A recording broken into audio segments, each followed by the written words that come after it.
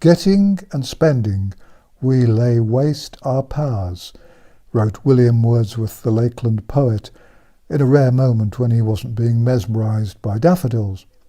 These days he would have to rewrite that, changing it to worrying and obeying, we lay waste our powers.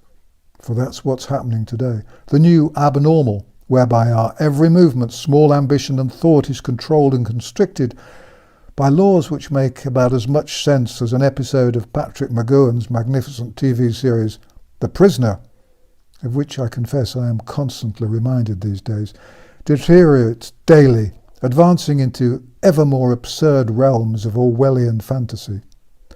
Those of us who know for certain that something is wrong now waste much of our time trying to unravel the complexities of the new world order which has been foisted on us, the Gordian knot of our times. We venture down rabbit holes into dark caves and up beanstalks looking for clues. The fact, of course, is that many people are responsible for the confusion and the fear which now rules our lives. The politicians, the medical and scientific advisors, the global organisations with their agendas, and the billionaires who apparently want to gain ever more riches, control and power would be at the top of most people's list of suspects. And then there are the drones of common purpose, carefully brainwashed into thinking that they're in control, the new top-rank citizens, when in reality they're merely in place as facilitators, present to ensure that the will of their masters is carried out without question. And of course the idiots who don't bother to question anything they are told, but who merrily wear their silly masks, maintain social distancing, and obey every damned new silly law as though their lives depended upon it, are also on the list. They will soon wear their masks all the time, indoors or outdoors. They will willingly put on gloves every time they leave home. They'll wash their hands ever more frequently in a vain attempt to rinse away a threat that almost certainly isn't there to be washed away. Out damned invisible spot. Their pathetic compliance has strengthened their own enemies, but they trust what they're told, and so they're doomed. The danger is that they will drag us down with them. They think they're behaving sensibly, but they're collaborators, traitors to the human race, guilty of stupidity and ignorance more than anything else. Their misplaced trust and their contemptible weaknesses are enabling the enemy. Without their obedience, the people who are trying to destroy our civilization would get nowhere. The protesters, tearing down statues, attacking buildings, and attempting to destroy every artifact and memory of our history, are playing straight into their hands. Straight into the hands of those who would destroy the past, good or bad, in order to rebuild a new world of permanent slavery. By denouncing those who do not appear to think acceptably about racial or gender issues, they are aiding and abetting the greatest enemy the human race has ever faced. The climate change protesters who make so much noise and who are filled with a sense of self-righteousness, self-satisfaction and unparalleled smugness are behaving like crazed lemmings, taking us over the edge of the cliff and down onto the rocks where the survivors will fall into the hands of a bunch of truly evil men and women whose motives may be cloaked in the false colours of philanthropy or well-meant desires to eradicate poverty or hunger, but which are in truth no more than the selfish yearnings for the traditional triumvirate of power, control and money.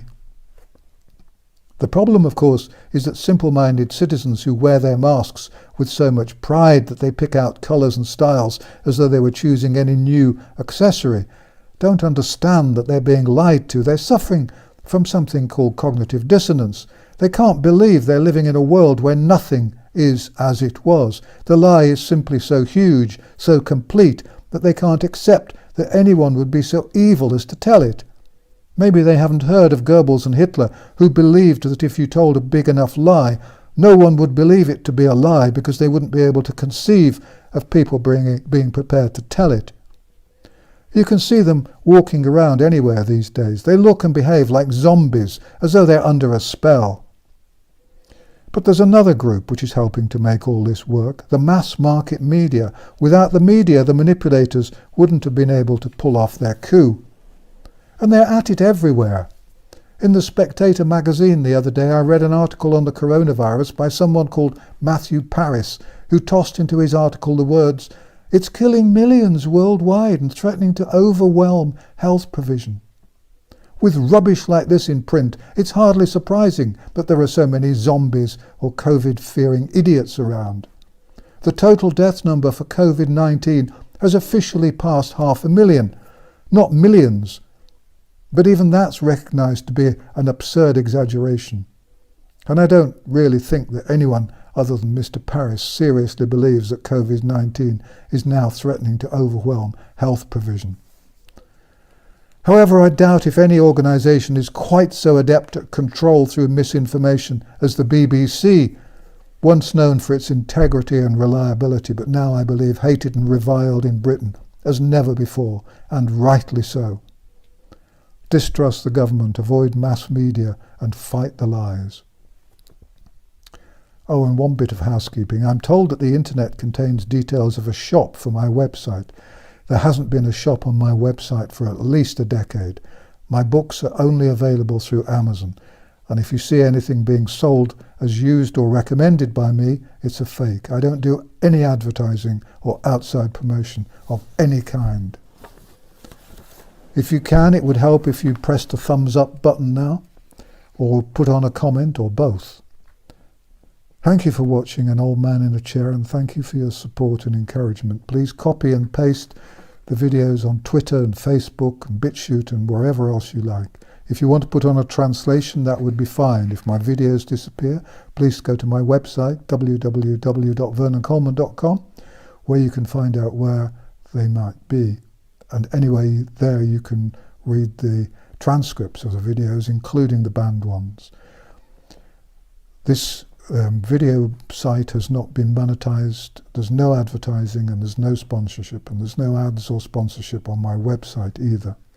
If you visit mainstream media, please put on notes asking people to come and take a look at these videos on YouTube. And if you're feeling alone, then please remember that lots of people are now waking up around the world. We are not alone, and we will win this war. Thank you again for watching An Old Man in a Chair.